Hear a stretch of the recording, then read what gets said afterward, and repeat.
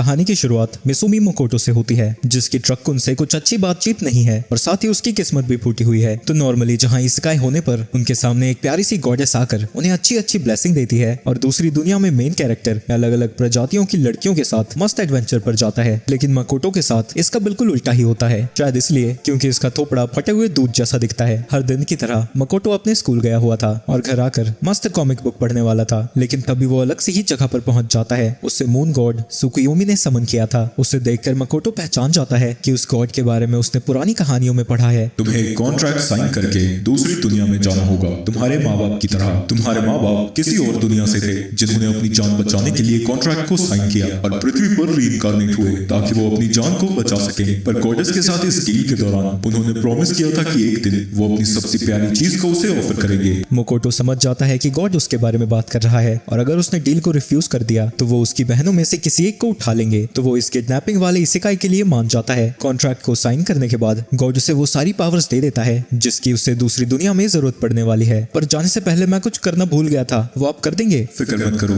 तुम्हारी browser history ना मैं उसे क्लियर कर दूंगा और तुम्हारा एजुकेशनल वीडियोस वाला फोल्डर भी। लेकिन जाने से पहले वो उसे वार्न करता है कि जिस गॉडेस से वो मिलने वाला है वो पड़ोस की आंटियों से भी ज्यादा खतरनाक है। मकोटो जब उस गॉडेस के सामने आता है वो इंस्टेंटली उसकी बेइज्जती करने लगती है और कहती है कि वो उसकी दुनिया में रीइंकार्नेट होने के लिए कुछ ज्यादा ही बदसूरत है। मुझे अपनी दुनिया के लिए एक अच्छा हीरो मिल चुका है, तो मैं तुम्हें दुनिया के किनारे में बाकी के लो रैंक क्रीचर्स के बीच में भेज रही हूँ। लेकिन जाने से पहले रूल्स के हिसाब से गॉडेस को उसे कोई पावर भी देनी थी, तो वो तमाचे की तरह पावर देती है कि वो हर भाषा को समझ सकता है, सिर्फ ह्यूमंस की भाषा को छोड़कर। जिसके बाद वो वहाँ से उसे नीचे गिरा देती है। तभी उसकी मुलाकात फिर से सुकुयोमी से होती है। जितना मैंने सोचा था गॉडेस तो उससे भी पूरी निकली, पर फिक्र मत करो, तुम्हारी जिंदगी अर्थ पर दुख, पीड़ा और दर्द से भरी हुई थी और अब क्योंकि वो सब बढ़ चुका है तुम्हारी यहाँ पर ताकत और भी ज्यादा होगी और क्योंकि तुम हीरो नहीं हो तो तुम जो चाहो कर सकते हो। लगता है मेरे जाने का समय हो चुका है, मैं उम्मीद करता हूँ हम दोबारा मिलेंगे। इसके बाद मकोटो सीधा जमीन पर गिरता है और उसके आसपास किसी भी प्रकार का कोई जीवन नहीं है। वो 3 दिनों तक चलता ही जाता है लेकिन उसे कुछ भी नहीं मिलता। इसकी वजह से वो बेचारा डिप्रेशन में जाने लगता है। तभी उसे एक आवाज सुनाई देती है और वो दौड़ता हुआ उसके पीछे जाने लगता है। वहां पहुंचने पर वो देखता है कि एक लड़की पर एक मॉन्स्टर हमला कर रहा है, लेकिन तभी उसकी नजर उसकी शक्ल पर पड़ती है जिससे देखकर वो सोच में पड़ जाता है कि वो उसे बचाए या फिर ना।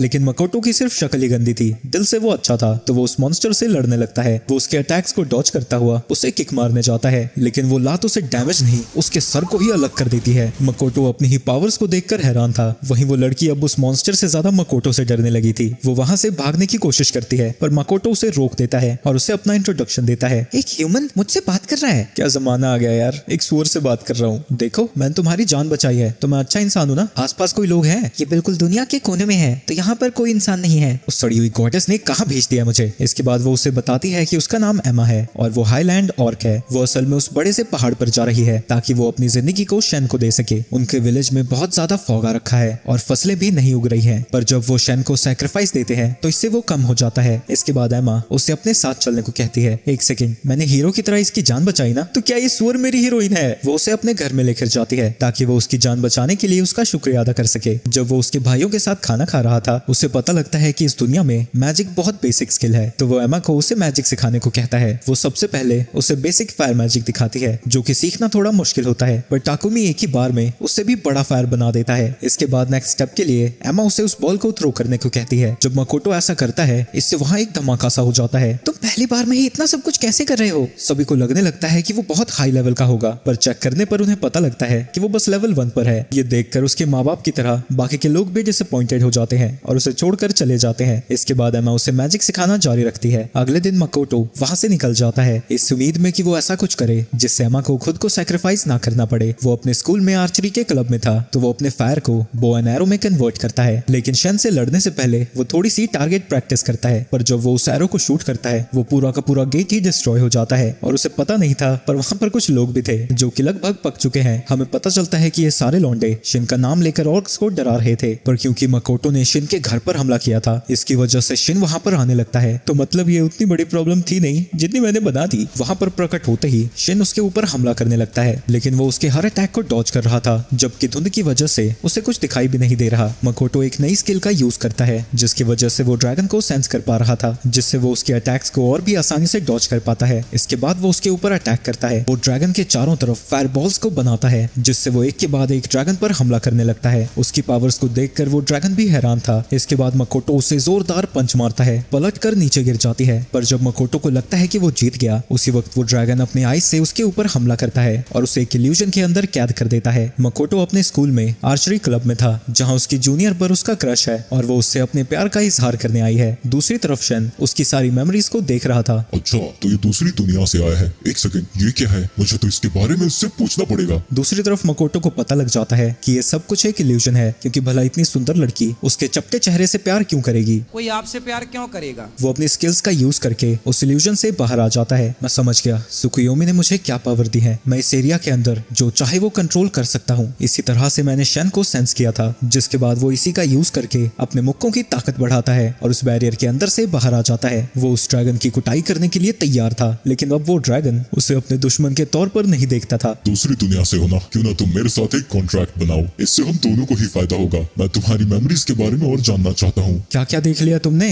और क्या जानते हो मेरे बारे में? ये तो सच में सोचने की बात है और तुम्हें कॉन्ट्रैक्ट बना लेना चाहिए, इसमें हम दोनों का फायदा होगा। मकोटो थोड़ा घबराया हुआ था, लेकिन एंड में वो मान जाता है। रिचुअल के दौरान वो ड्रैगन 50-50 का कॉन्ट्रैक्ट बनाने वाला था, लेकिन मकोटो की पावर बहुत ज्यादा थी, तो वो उसे ओवर पावर करके उसका मास्टर बन जाता है और वो ड्रैगन अब उसका स्लेव है। जिसके बाद वो ट्रांसफॉर्म होकर एक लड़की में बदल जाता है। एक सेकंड, तुम लड़की थी? हमारा कॉन्ट्रैक्ट 80-20 का हुआ था, जिसमें कमजोर क्रीचर को ताकतवर की फॉर्म में ट्रांसफॉर्म होना पड़ता है, इसलिए मैं ह्यूमन बन गई। पर इतना ही नहीं, मैं एक डेमी प्लेन को भी कंट्रोल कर सकती हूँ, जिसके अंदर हम मिस्ट गेट के थ्रू जा सकते हैं। जब वो गेट के थ्रू अंदर जाते हैं, वो जगह बिल्कुल रंग बिरंगी है, जिसे देखकर शन हैरान हो जाती है, क्योंकि वो जगह पहले खाली और अंधेरे से भरी हुई थी। पर मकोटो के इन्फ्लुएंस की वजह से ये सब कुछ बदल गया है, यहाँ तक कि अर्थ के यहाँ पर फ्रूट्स भी हैं। चलो चेक करते हैं ये आखिर कितना बड़ा है। तो वो अपनी नई कायोपिलिटी का यूज करके उसके साइज का पता लगाने लगता है। बाप रे, ये जगह तो बहुत बड़ी है और मिस्ट पर जाकर खत्म हो जाती है। अगर तुम्हारा इस जगह पर पूरा कंट्रोल है तो शायद वो सड़ी हुई गॉर्डस यहाँ कुछ नहीं कर पाएगी, तो मैं यहाँ पर मस्त सी सिटी बनाकर रह सकता हूँ। तभी उसे याद आता है कि वो यहाँ पर आया किस लिए था, पर शन उसे बताती है कि उसका और ऑक्स का कोई लेना देना नहीं है। तो मकोटो बाहर आकर सभी ऑक्स को इस गलतफहमी के बारे में बताना चाहता है। बाहर आते ही उसे एमा दिखती है, जो कि उसे शन से फाइट करने से रोकने आई थी। शन उसे बताती है कि वही वो लेजेंडरी ड्रैगन शन है, लेकिन इस बात पर एमा को यकीन नहीं होता, तो वो उसे अपने स्किल्स देती है। ये फाइट के दौरान गिर गए थे, क्या भी तुम्हें यकीन नहीं हो रहा? एमा डर के मारे बेहोश हो जाती है। दूसरी तरफ ऑक्स के विलेज में पार्टी शार्टी चल रही है और एमा उससे और उसके विलेज को बचाने के लिए मकोटो का शुक्रिया अदा करती है। अगली सुबह मकोटो देखता है कि सारे ऑक्स अपने बोरिए बिस्तर के साथ रेडी थे। शन, ये सब क्या चल रहा है? अच्छा, ये इन्हें मैंने डमी प्लेन में आने को कहा है। तुम ये सब कर क्या रही हो? फिक्र मत करो, वो जगह खेती बाड़ी के लिए परफेक्ट है, और अगर कोई मॉन्स्टर आ जाता है तो उसके लिए ये है। उसने अपना ही एक मिनी वर्जन बना दिया है, जो कि किसी भी मॉन्स्टर को ठिकाने लगा सकती है। वहीं वो सारे ऑक्स उसकी मदद के लिए मकोटो को सर्व करना चाहते थे, तो वो भी आखिरकार मान जाता है। इसके बाद शन सभी को उस दुनिया में टेलीपोर्ट कर देती है।